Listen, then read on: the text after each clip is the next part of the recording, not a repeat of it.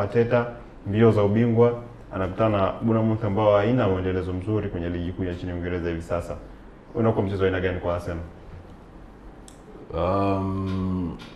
Game itakuwa ngumu kwa Bournemouth zaidi kwa sababu Arsenal wako katika sehemu ambao wana vitu vingi wanataka kuprove kwamba this is the season. Huu ndo msimu ambao wao wana jambo lao. Wanasema huu ni msimu ambao sio wa majaribio. Huu ni msimu ambao kuna kitu wanakitaka.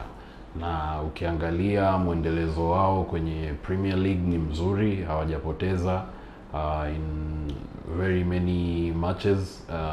Nadhani Arsenal wamepoteza game ya Villa, wamepoteza game ya Liverpool na sikumbuki game gani nyingine, lakini wamepoteza game chache sana.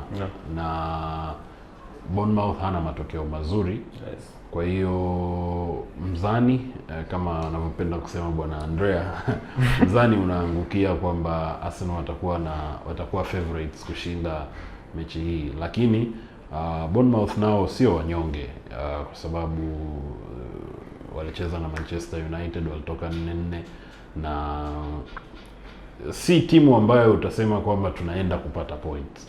Ni timu ambayo tuweke. Ukitufunga na sisi tuna uwezo wa kufunga. So I'm looking forward to a very great game. I think ni mchezo ambao kwa Arsenal utakuwa wanauendea mchezo wakiwa kwenye under pressure. Hawatakuwa na hofu ya kupoteza mchezo.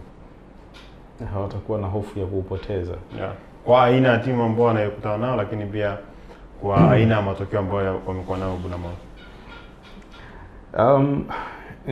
Unaweza ukasema hivyo, lakini kusema hawana hofu kupoteza sidhani kama ni sahihi.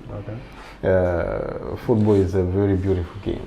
Football is a very mchezo ambao sometimes haueleweki.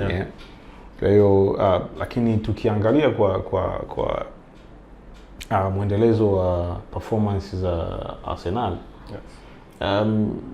probably unaweza ukasema kwamba